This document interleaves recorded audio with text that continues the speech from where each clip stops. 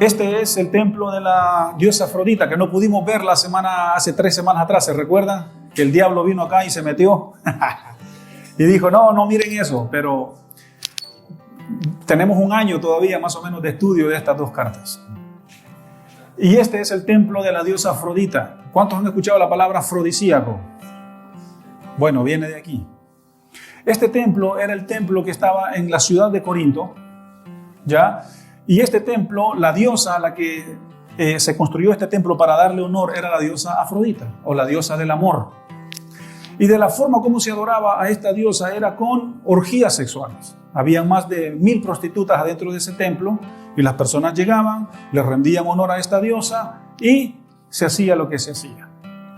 Y eso tenía un gran impacto en la ciudad de Corintio, y este lugar era conocido por toda la región, básicamente por toda la extensión del Imperio Romano.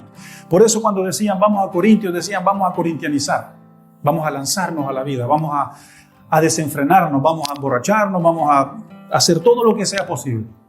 Y este templo tenía un gran impacto en la ciudad, y también la influencia de inmoralidad sexual de este templo se había metido también adentro de la iglesia. La siguiente, por favor, Cristian. Como ideal religioso, los corintios habían adoptado a Venus, Afrodita, la diosa del amor, para que fuera su dios. El templo había sido levantado en su honor y empleaba más de 1000 prostitutas, es lo que yo acabo de decir. Este templo era un verdadero problema para la iglesia de Corintios. La siguiente, por favor, Cristian. Bueno, no se mira mucho la imagen, pero esta fue una imagen real, ya en blanco y negro, de lo que quedó del templo, porque después esto fue destruido, ¿ya? Y esta parte de las columnas, de los pilares, es lo que queda en la actualidad de este templo. La siguiente, por favor. Así era la diosa del amor. Ahí usted la puede ver en las pantallas. Era una mujer, y si usted ve abajo tenía muchos pechos, pero que todos somos adultos acá, si hay un niño, pues bueno, y representaba fertilidad, representaba, por decir así, como la madre de la tierra, la madre de las personas. Era como una especie de dios matriarcal que producía fertilidad, que producía autoridad en estas cosas, ¿ya? ¿Y qué pasa? Paganismo a la diosa del amor. El mayor orgullo de Corintio era el templo a su diosa. El templo tenía 55 metros de ancho, 115 metros de largo y 18 metros de alto. Afrodita tenía polimastros, ya allí entre paréntesis usted puede leer lo que tiene abajo. El servicio del templo estaba a cargo de sacerdotes, eunucos y sacerdotisas, ya que hemos hablado que básicamente eran prostitutas. Los eunucos, por supuesto, eran homosexuales, y prostitución y orgías sexuales era lo que se hacía acá, y se cree, los eruditos y los historiadores dicen que aquí es donde nace la pornografía. La siguiente, por favor. Otras creencias que estaban también en Corintio eran creencias con el gnosticismo, la astrología, las filosofías, el culto al César, porque el César era un dios, era considerado un dios, culto a los planetas, con todo lo que tiene que ver la astrología, todo lo de leer la mano, el tarot, que hoy en día está de moda, viene de estos tiempos, de los tiempos de Roma, ¿ya? Culto también al humanismo, porque los griegos estaban definidos, así musculosos, y ellos lograban la perfección de su cuerpo. Y también culto a la metafísica, que la metafísica básicamente es la razón. La gente que cree que el propósito de la vida está en la razón. Eso nomás, Cristian. Muchas gracias. Y ese es el trasfondo de lo que es la parte moral, ya, de la ciudad de Corintio. Entonces, estas cosas, estas creencias se habían metido dentro de la iglesia. Y lo que vamos a leer a continuación en el capítulo 5 de Corintios es que había un caso, ¿ya?, de fornicación adentro de la iglesia. Y eso es lo que nosotros vamos a estudiar hoy. Leamos juntos el 5.1. Son 13 versículos. Es corto lo que vamos a... Bueno, ni tan corto en realidad, pero no son tan largos. Este capítulo no es tan largo como otros. En el nombre del Padre, del Hijo y del Espíritu Santo, Señor, leemos, observamos, aplicamos, interpretamos tu palabra. Amén. ¿Qué dice Pablo acá en el primer versículo del capítulo 5? De cierto, se oye que hay entre ustedes fornicación. Y tal fornicación ni aún se nombra entre los gentiles, tanto que alguno tiene la mujer de su padre. Así empieza Pablo, escribiendo en el capítulo 5. ¿Qué es lo que se escucha de los corintios? ¿Cuál era la fama de los corintios? ¿Qué es? ¿De cierto se oye que hay entre vosotros? Fornicaciones. A tal grado, dice Pablo, que ni los no cristianos, ni en los no cristianos se nombran estas cosas. Es lo que está diciendo él. Si usted tiene una versión diferente a la Reina Valera 1960, eso es lo que dice. Ni a los no cristianos, él usa la palabra gentiles, pero ni en los no convertidos, se tienen esta fama como la fama de ustedes, corintios. A tal punto, dice Pablo, que hay un hombre dentro de la iglesia de Corintios que está viviendo con su madrastra. Y eso es considerado incesto. Ya explicamos acá lo que es incesto, cuando las relaciones sexuales se dan adentro de los mismos miembros de la familia. Y si la mujer quizás de este hombre quizás había muerto, se había divorciado, qué sé yo, pero tenía otra persona ya que no era la madre de sus hijos, pero uno de los hijos estaba viviendo con esta madrastra. Qué terrible, ¿no? Sí, bueno, sí. Sigamos. No nos hagamos tanto los sorprendidos, porque esto es muy común, ¿no es cierto?, en nuestros días, hablando de la gente no cristiana, por supuesto. Y Pablo dice, este es un caso conocido que todos sabían. ¿Qué es la palabra fornicación? ¿Qué significa la palabra fornicación? La palabra fornicación es relación sexual sin casarse y sin importar la edad. No importa la edad en que sea, si no se casó, pero tiene relación, eso es fornicación. A diferencia de la palabra adulterio es también relación sexual, pero cuando hay un matrimonio, cuando la relación sexual se da fuera del matrimonio. Eso se llama adulterio, porque el matrimonio se adultera. Es como cuando, supongamos, las empresas que venden leche y le ponen más agua a la leche, adulteran la leche, la trastornan. ¿Ya? O aquellos que venden productos de comida, no sé, adulteran, trastornan la comida. Entonces el matrimonio se altera, se adultera. ¿Cuándo? Cuando hay una relación sexual afuera de él. Esa es la diferencia entre fornicación y adulterio. Lo voy a repetir, fornicación es una relación sexual sin casarse, pero sin importar la edad, y adulterio es una relación sexual, pero cuando se está casado, los individuos están casados y afuera de ese matrimonio hay. Eso se llama adulterio. La diferencia entre fornicación y adulterio es lo mismo, pero uno se comete cuando se está casado y el otro se comete cuando no está casado. Y eso es lo que Pablo está diciendo acá. Voy a volver a leer el versículo 1. De cierto se oye que hay entre vosotros fornicación. Y tal fornicación como la de ustedes ni siquiera se menciona entre los de allá afuera. Hasta tal punto, va a decir Pablo acá, que algunos de ustedes tienen la mujer de su padre. Los historiadores dicen que probablemente esta persona, ya, a la cual cometió esta fechoría dentro de la iglesia, era una persona conocida, era una persona de influencia. Era una persona importante adentro de la iglesia. Era una persona que reflejaba una figura de autoridad adentro de la iglesia. Por eso es que Pablo le está dando tanto realce a esto.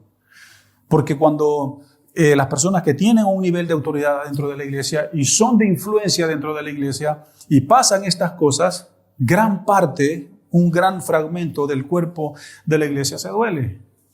Gran parte de la iglesia dice como, wow, ¿y qué pasó acá? Bueno, avancemos. Versículo 2, 5:2. Y vosotros estáis envanecidos.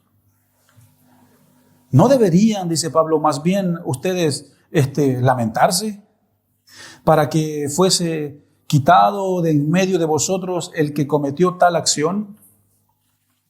Pablo va a decir, cuando dice envanecidos, orgullosos. Básicamente, Pablo les está diciendo, ustedes parecen estar orgullosos de eso. Ustedes parecen estar, es como que, wow, qué bacán que hizo esto. No, como que, qué genial. No, qué genial. Nada de genial, dice Pablo. Da la sensación de que ustedes, corintios, están orgullosos de esa persona. Orgullosos de eso que pasó. Y él dice, no estén orgullosos de eso. Más bien deberían de estar avergonzados por semejante abominación y deberían quitar, va a decir el versículo 2, a esa persona de ustedes. Hay mucha gente que odia a Pablo por estas cosas. Lo odian, no lo toleran, no lo pasan. ¿Por qué es así? Porque Pablo es o no es. Pablo es o somos blanco o somos negro, pero no somos gris. Pablo es o nos convertimos o no nos convertimos. O te metes o no te metes. Así es Pablo. Pero tranquilos, no se enojen con Pablo. Ni tampoco se enojen conmigo. Estamos interpretando la palabra de Dios.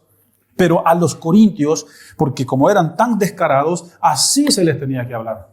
Así se les tenía que poner los límites. Límites sanos. O es o no es. Según Pablo, saquen a ese tipo de la iglesia. Eso es lo que Pablo recomienda y de hecho pasó. Vamos a avanzar al versículo 3 y el versículo 4. Lo vamos a leer juntos. Ciertamente, dice el 3, yo como ausente en el cuerpo, porque Pablo no estaba allí, Pablo estaba en otro lugar, pero presente en el espíritu, dice Pablo, yo desde aquí ya juzgué a esa persona que ha hecho eso. ¿Sabían ustedes que hay muchas iglesias en el mundo que hoy día domingo están reunidas, que ni siquiera sabemos cómo somos, pero en el espíritu estamos conectados con ellos, porque somos el cuerpo de Cristo y el cuerpo de Cristo es uno, aunque físicamente no estemos en el mismo lugar, pero en el espíritu estamos. Eso se llama la iglesia invisible. Y la iglesia visible es esta, la que nosotros vemos. Y Pablo está hablando de esto. Somos iglesia invisible, la que no podemos ver, pero estamos juntos. Dice, ciertamente yo como ausente en el cuerpo, pero presente en el espíritu, ya como presente, dice, en el espíritu yo ya juzgué a esa persona. Versículo 4. En el nombre de nuestro Señor Jesucristo, reúnanse ustedes en el espíritu con el poder de nuestro Señor Jesucristo. Pablo está convocando a una reunión a los de Corintio, está convocando a la iglesia que se reúna para que tomen una decisión con respecto a esta persona. Yo no estoy presente, pero en el Espíritu sí estoy presente. ¿Y para qué Pablo está convocando una reunión? Eso no lo va a decir el versículo 5. El tal se ha entregado a Satanás para destrucción de la carne, a fin de que el Espíritu sea salvo en el día del Señor Jesús. Eso es lo que Pablo recomienda para esta persona, que sea entregado a Satanás. ¿Se dan cuenta por qué muchos tienen problemas con este hombre? ¿Cómo yo hoy día voy a decir, ya hermano, usted está entregado a Satanás? Bueno, esa era la convicción de Pablo, pero hay un motivo por esto. No, esto no es solo, salió así. No, hay un propósito. Leamos bien el versículo 5. Dice, el tal, esa persona se ha entregado a Satanás, ¿para qué? ¿Para destrucción de qué? ¿Para destrucción de qué? De la carne. Pero miren lo que dice la otra parte del versículo, a fin de que el espíritu sea salvo, dice en el día del Señor. Es decir, Pablo está rogando que esa persona obviamente se salve, pero el acto carnal que ha hecho, eso es lo que Pablo está condenando. Muy inteligente este hombre acá. Es entregado a Satanás para, en otras palabras, para darle una lección. Saquen a ese tipo de la iglesia de Corintio, entréguenlo a Satanás, ¿pero para qué? Para darle una lección, para que sea disciplinado, para que él pueda ver adentro de sí mismo y entienda y vea que lo que ha hecho, que está viviendo con la madrastra, con la mamá, con la mujer de su papá, eso es malo, eso ofende a Dios. Dios no acepta esas cosas, porque Dios es santo, porque Dios es verdad, porque Dios es recto, porque Dios es justo. Si Él fuera injusto, se permitieran estas cosas. Pero Pablo está diciendo acá, entreguen a Satanás a ese tipo solo para que su carne, como quien dice, para que el acto, para que se arrepienta. Dice Pablo, pero por favor, Señor, que su espíritu se salve, para que entienda la lección, para que entienda la lección. No es la primera vez que Pablo va a hacer esto. Vayamos por favor a 1 de Timoteo 1:20. Vaya por favor a su Biblia, avance unas páginas más adelante. Todas las cartas que Pablo escribió terminan antes de Hebreos. ¿Ya? En el Nuevo Testamento tenemos los 4 evangelios. Después de los 4 evangelios viene el libro de los Hechos. y después del libro de los Hechos, recién viene la primera carta de Pablo, que es Romanos, desde Romanos hasta Timoteo, desde Romanos hasta antes de Hebreos. Esas son las 11 cartas de Pablo. Vayamos a Primera de Timoteo, avance unas páginas más adelante. Y habían dos personas en la iglesia en la que Pablo había dejado a Timoteo, si no me equivoco fue en Éfeso, creo que en Éfeso, sí, en Éfeso. Timoteo pastoreaba una de las iglesias de Éfeso. Y estas dos personas que se llamaban Himeneo y Alejandro eran falsos maestros. Se habían convertido, pero habían dejado la fe. Y como habían dejado la fe, andaban arrastrando a la gente de la iglesia a que se fueran de la iglesia, a que dejaran de creer en Cristo, a que dejaran de perseverar. ¿Y qué es lo que Pablo escribe? Timoteo 1:20 dice, de los cuales son Himeneo y Alejandro, a quienes entregué a Satanás, para que aprendan a no blasfemar. Este tipo era tan drástico. ¿Y saben qué? En ese tiempo, en medio de tanto desorden, era necesario. Cuando hay desorden, es necesario poner esos límites. Cuando hay caos, es necesario poner orden. ¿Por qué Dios mandó a su Hijo a morir por nosotros? Porque había caos en nosotros. ¿Por qué Dios llevó al pueblo de Israel a un exilio? Porque había caos. Entonces, cuando hay caos, hay que poner orden. Ya sea con amor, ya sea con principios, con valores, con la verdad, como sea, pero hay que poner orden. En amor, en mansedumbre, en gracia, hay que poner orden cuando hay caos. Y en la iglesia de Corintios había caos. Y Pablo dice, saquen a este tipo de ahí. Para que aprenda a no blasfemar, como también lo hizo en 1 Timoteo. Volvamos ahora a Corintios. Estoy cruzado con Romano y Corintios, Dios mío. Téngame paciencia. Vamos al versículo 6. Ya quedó claro cuáles eran las intenciones de Pablo, ¿cierto? Sacar a esta persona para que no contaminara a la iglesia. Si usted tiene un cajón de manzanas y hay una manzana que está podrida, si usted no saca esa manzana, ¿qué va a pasar? No los escuché. Tampoco los escuché. Se pudren. Sí, ahora sí los escuché. Se pudren. Váyase por esa línea, esa era la intención de este hombre.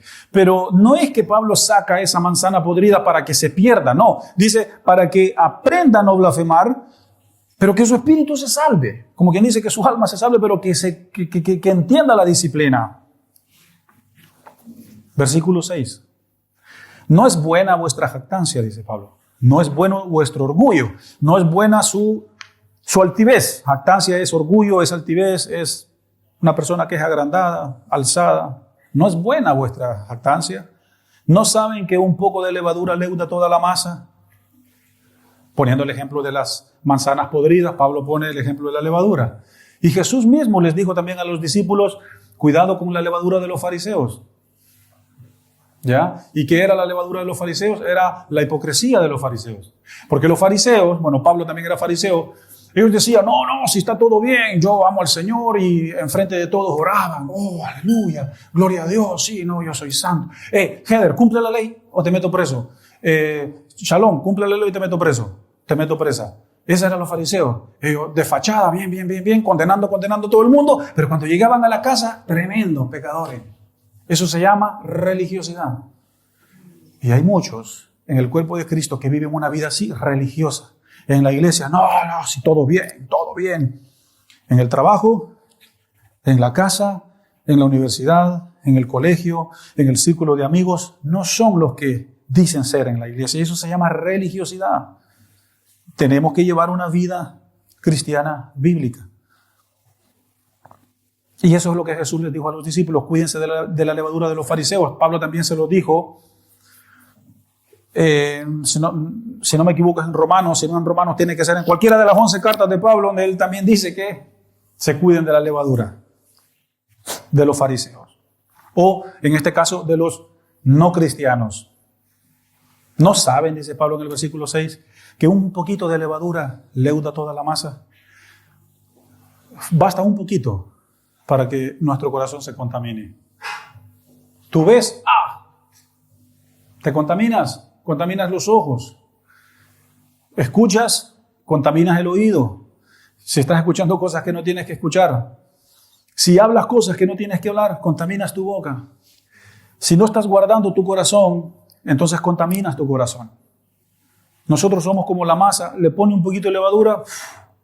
Así es, dice Pablo. Tengan cuidado, ustedes son muy influenciables, corintios.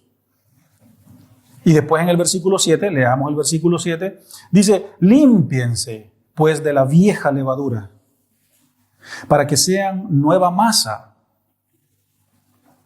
pero masa sin levadura como son. Porque nuestra Pascua, dice Pablo, que es Cristo, ya fue crucificada por nosotros. Pablo está diciendo aquí que la vieja levadura de la que está hablando Pablo se refiere al viejo hombre, se refiere a la vieja naturaleza, se refiere a la pasada manera de vivir. Esa es la vieja levadura, las mañas, las coimas, las mentiras, la malicia, la forma de operar en el trabajo, en la casa, la manipulación, la pornografía, las mañas, todas esas cosas, Pablo las nombra como vieja levadura. Y aquí él está diciendo, en el 7, limpiaos pues de la vieja levadura, límpiense del viejo hombre, límpiense de las mañas, límpiense de aquella mujer o hombre iracunda, aquella mujer rabiosa, aquella mujer chismosa, envidiosa. Ya no. ¿Para qué va a decir? Para que sean nueva masa, nuevas criaturas, nueva creación en Cristo Jesús, una nueva mente, un nuevo corazón, un nuevo espíritu. Esa es la profecía de Ezequiel 36 o 34, si no me equivoco. Una nueva creación, sean una nueva creación en Cristo, con una nueva mente, con un nuevo corazón, un nuevo espíritu, una nueva vida. Segunda de Corintios, cuando lleguemos a la segunda carta, en el 5:17, capítulo 5, versículo 17, Pablo va a decir que todas las cosas han sido nuevas y que ya no hay condenación en nosotros porque somos nueva masa. Lo que la levadura hace, de cierta forma, es contamina la masa, por donde tú lo veas, es así, el fermento, y la masa crece. Entonces Dios simboliza la levadura en el Antiguo Testamento como el pecado. Por eso él dice, sean panes sin levadura. La levadura representa el pecado y es masa pura, representa gente pura. Y aquí Pablo, como es fariseo, como creció en las escuelas rabínicas y conoce la ley desde la A a la Z, por eso está diciendo, sean nueva masa, sin levadura, sin pecado. Versículo 8. Así que celebremos la fiesta, no con la vieja levadura, ni con la levadura de malicia y de maldad, sino con panes sin levadura, dice, de sinceridad y de verdad. Os he escrito, así, ese es el 9, estamos en el 8. ¿Se dan cuenta por qué él habla de panes sin levadura? En el Antiguo Testamento, de cierta forma, si se usaba la levadura era poco, y los panes que tenían que estar adentro del templo del tabernáculo representaban las 12 tribus, eran 12 panes, que eran las 12 tribus de Israel, que son los 12 hijos de Jacob, y Jacob es el hijo de ¿quién? De Isaac. ¿E Isaac es hijo de quién? De Abraham. Y Abraham fue el hombre que Dios escogió para que de allí saliera el pueblo. Entonces esos 12 panes son los 12 hijos de Jacob, son los bisnietos de Abraham, y esos bisnietos tenían que estar sin pecado, obedientes a Dios. Por eso Pablo habla aquí de los panes sin levadura. Es muy importante entender esto. Versículo 9. Os he escrito por carta que no se junten con los fornicarios. Esta es una evidencia, el versículo 9 es una evidencia de que Primera de Corintios probablemente sea Segunda de Corintios. ¿Cuántos de ustedes se acuerdan de que eran 4 cartas las que había escrito Pablo y que 2 se habían perdido? Aquí en el versículo 9 él está diciendo, os he escrito, no se refiere a los primeros 4 capítulos, no. Dice, os he escrito por carta. Ya había escrito Pablo una vez. Esta probablemente sea la Primera de Corintios, probablemente sea Segunda de Corintios. Pero no lo sabemos. Esas son las evidencias que nos dice. Y en esa carta que Pablo escribió anteriormente, ya les había dicho que no se junten con los fornicarios. Y allí es donde muchos se confunden. Y aquí es donde uno tiene que interpretar bien. Porque si no interpretas bien, confundes a la gente. ¿Y qué significa esto? Si nosotros no nos juntásemos con los fornicarios, es decir, la gente de afuera, la gente del mundo, ¿cómo nosotros los vamos a evangelizar? Pero Pablo se está refiriendo a personas específicas. Sigamos leyendo. Usted tranquilo, siga leyendo. Versículo 10. 10 y 11. Este lo vamos a leer juntos. Ponga atención. Pablo dice, no absolutamente con los fornicarios de este mundo o con los ávaros. Pablo está diciendo, no necesariamente le estoy diciendo que no se tienen que juntar con la gente de afuera o que ustedes solo tienen que juntarse con la gente cristiana. No, dice Pablo. No absolutamente con los fornicarios de este mundo o con los ávaros o con los ladrones o con los idólatras, pues en tal caso, dice Pablo, sería necesario salir del mundo. Lo que Pablo está diciendo acá es de que si yo les digo que no se junten con los fornicarios, es imposible porque vivimos en el mundo. Y si nosotros no tendríamos que juntarnos con ellos, tendríamos que salir del mundo. ¿Y cómo nosotros salimos del mundo si vivimos en el mundo? Entonces Pablo no se está refiriendo a en general. Entonces, ¿a quién se refiere? La respuesta está en el versículo 11. Más bien os escribí en la otra carta que escribió, que la menciona en el versículo 9, que no os juntéis con ninguno que llamándose hermano.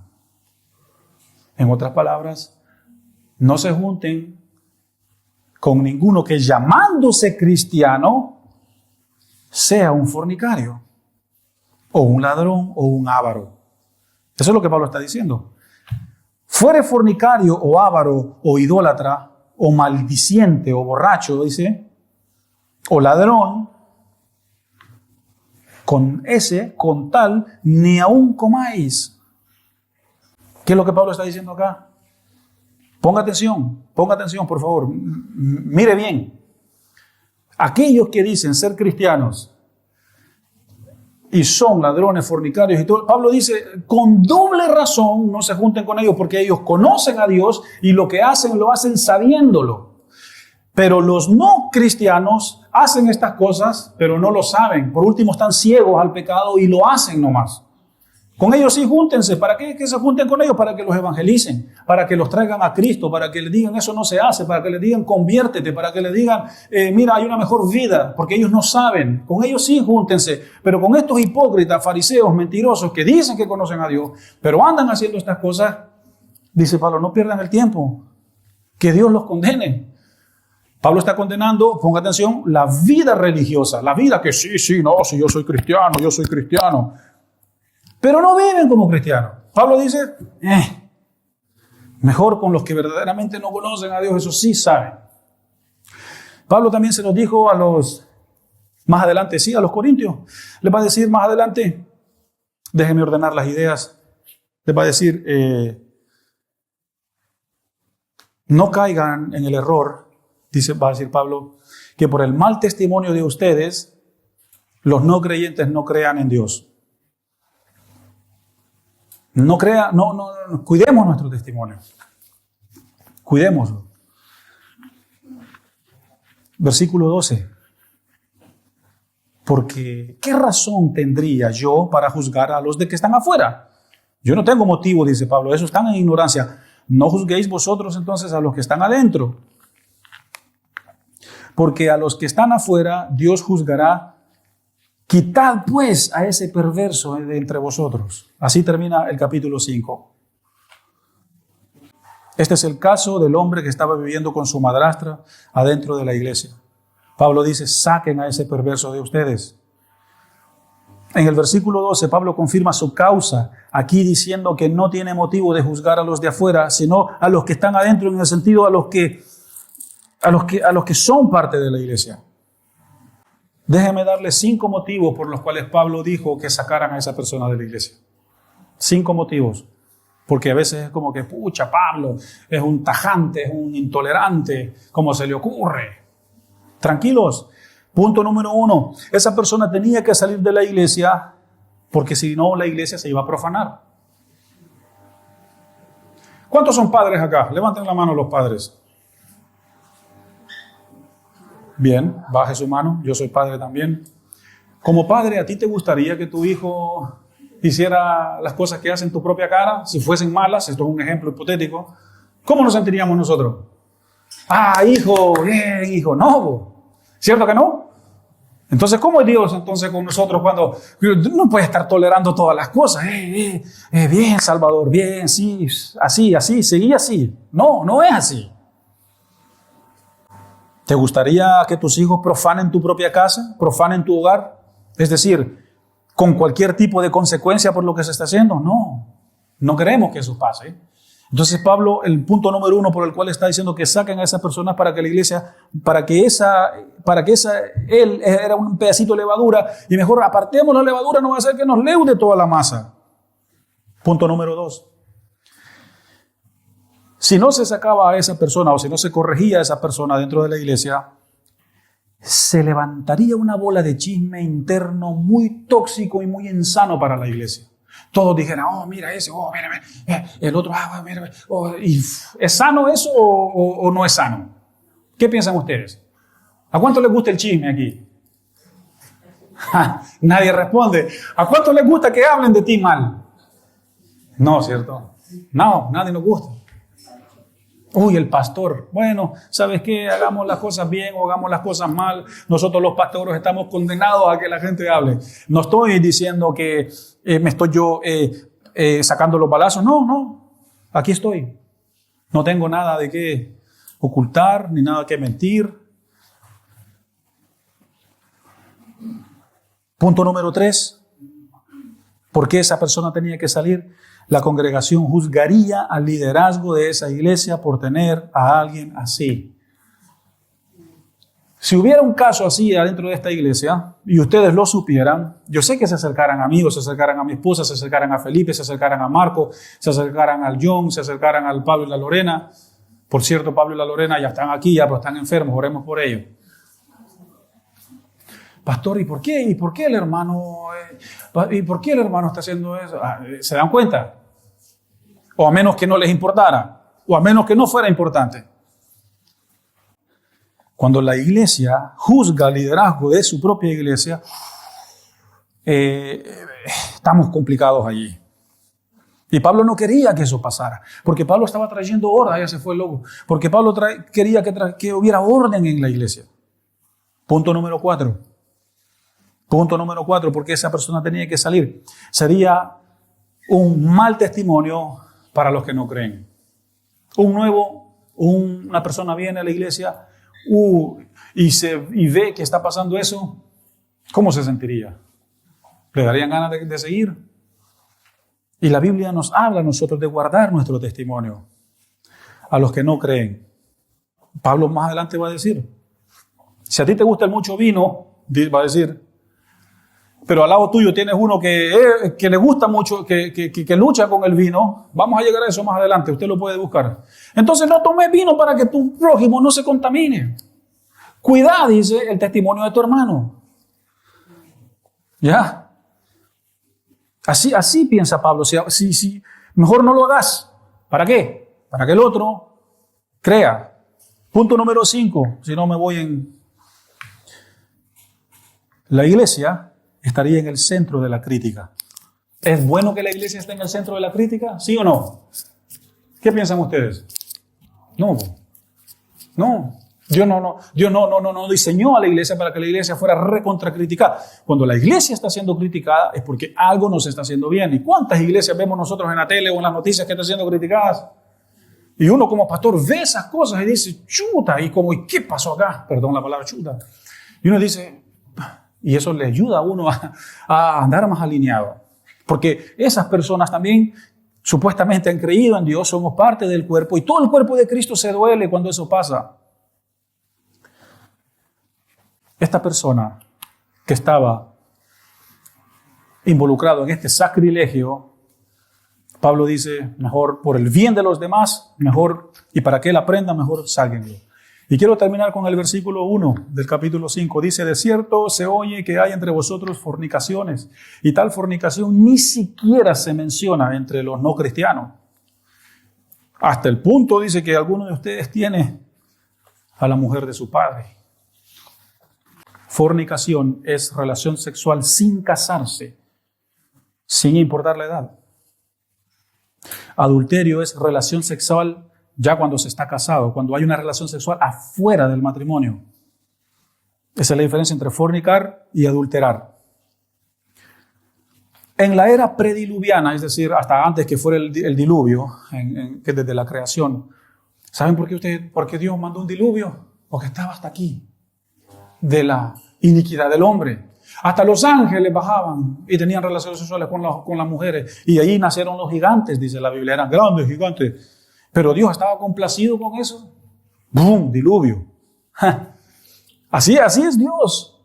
Después avanza el tiempo, Sodoma y Gomorra. ¿Cuántos conocemos la historia de Sodoma y Gomorra? Lot lo visitaron los ángeles y le tocan la puerta a los de allí de Sodoma y Gomorra. Saca a esos ángeles porque los encontramos guapos, atractivos. Queremos acostarnos con ellos. Lea la Biblia. ¿Y qué fue lo que Dios hizo? ¡Bum! Llovió fuego en esa ciudad.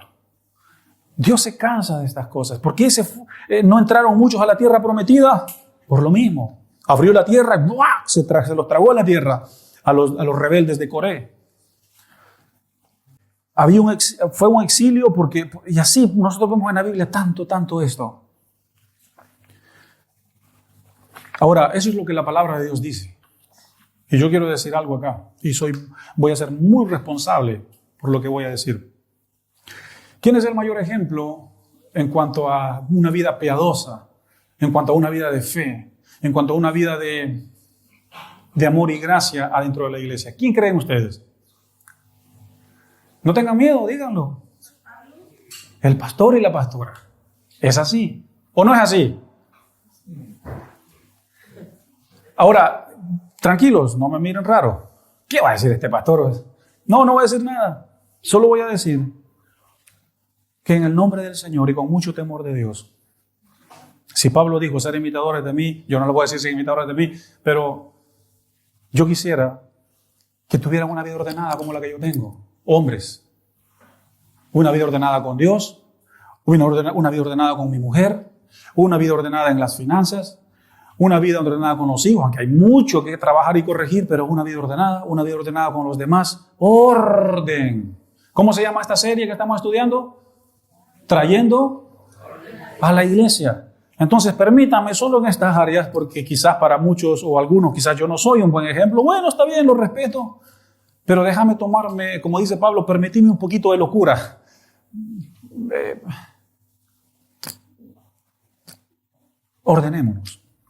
Ordenémonos. Yo no dijera estas cosas a menos que yo no fuera nadie. A menos que mi palabra aquí no importa. Si es así, bueno, está bien, no hay ningún problema. Si es así, está bien. Si yo no soy nadie, está bien. Pero déjame decirte una cosa. Dios no se glorifica en el desorden, perdón. Se asustaron cuando dije desorden. Dios no se glorifica en el desorden. Ayer hablaba con un familiar mío y hablábamos de estas cosas. Yo le decía, ordénate. Si te ordenas, vas a ver la gloria de Dios en esta área, y se quedaba callado. Bueno, para eso estamos. Y voy a ser muy compasivo y muy piadoso para terminar mi mensaje. ¿Ya? Si usted cierra sus ojos, vamos a orar. Y ponga estas cosas delante de Dios. Ponga su desorden delante de Dios y dígale, Dios, ordena mi vida. Si hay fornicación en medio de nosotros, ordene su vida. Si hay adulterio, ordene su vida. Arrepiéntase de sus pecados. Es así. Dios nos perdona cuando nosotros verdaderamente nos arrepentimos. Y no son mis ideas, es la palabra de Dios. Uno de los 10 mandamientos. No cometerás adulterio. Es la ley de Dios, no es la ley de Salvador y Heder. Es la ley de Dios. Y aunque suene duro, le soy fiel a la ley de Dios primero que a la ley de los hombres. Señor, gracias por tu palabra. Tu palabra nos ordena. Este hombre tenía que salir de la iglesia porque tenía que corregir su vida. Y viene la crítica y dice, pero ¿qué no Jesús dice que hay que ir a buscar la oveja perdida? ¿Cómo se...? No se desordene en el contexto. Está bien, hay que ir a buscar la oveja perdida, pero ya hay que aguantarle toda la... No, es orden. Es un caso para que ese tal que salió se ordene. Porque Pablo dice, para que su espíritu se salve. Señor, tu palabra nos habla con tanto amor. Pero trae orden a la iglesia. Trae orden a las familias. Trae orden si hay religiosidad en nuestras vidas. Si hay alguien que a lo mejor no está casado, que se case. Si alguien quizás está casado solo por lo civil, que se case también por la iglesia. Porque Jesús dijo, denle al César lo que es del César y denle a Dios lo que es de Dios. El César representa el gobierno de este mundo, la ley civil. Y Dios representa la ley de Dios. Entonces yo no puedo estar casado solo con la ley de Dios, con la ley civil y la ley de Dios. Entonces no puedo estar casado solo por la ley civil. Tengo que casarme por la ley de Dios. Porque cuando yo me caso por la ley de Dios, allí es donde se produce el pacto. El pacto. Porque cuando nosotros nos casamos con Dios y después con el cónyuge. Entonces, si yo me caso solo por lo civil, me hace falta lo otro. ¿Y cuál es lo otro? El pacto con Dios. El matrimonio es bueno, el matrimonio ordena, el matrimonio santifica. Así dijo Martín Lutero. 1 año de matrimonio me ha santificado más que 10 años de monasterio. Señor, ordena nuestras vidas. Y a veces nos quejamos, no me va bien en los negocios, no me va bien en esto. Amigo, ordénese. Se lo digo con mucho amor. Sin ningún espíritu malicioso. No, ordénese. Obedézcale a Dios. Padres, ordenen la vida también con sus hijos. Madres, con sus hijos también. No estemos por conveniencia. No estemos solo porque si no, yo no tengo a nadie. Amigo, amiga, es más serle fiel a la ley de Dios, a la ley de Dios. ¿Qué se dirá de la iglesia IBC? ¿Fornicaciones? No quiero eso. ¿Qué quiero? Que seamos gente de oración, que seamos gente de perseverancia, que seamos gente de integridad, gente de santidad, que los miembros activos y oficiales de la iglesia sean personas piadosas, sean personas que aman a Dios, que aman a sus esposas, las esposas aman a sus maridos y los hijos también están adentro de ese núcleo y hay orden en las finanzas y hay orden en la iglesia y hay orden donde sea que vayas, hay orden, porque hay orden en tu vida. Señor, gracias porque tu ley fue dada al pueblo de Israel. ¿Para qué?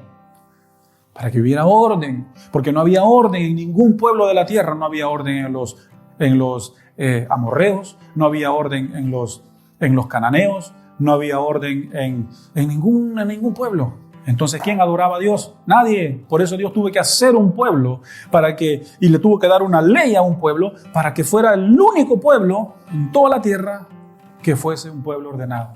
¿Y saben quién es ese pueblo hoy en día? Es la iglesia. Es la iglesia. El pueblo de Dios en la tierra es la iglesia. Entonces, que haya orden en el pueblo de Dios. Porque si no, no hay conquista. Porque si no, no hay avance.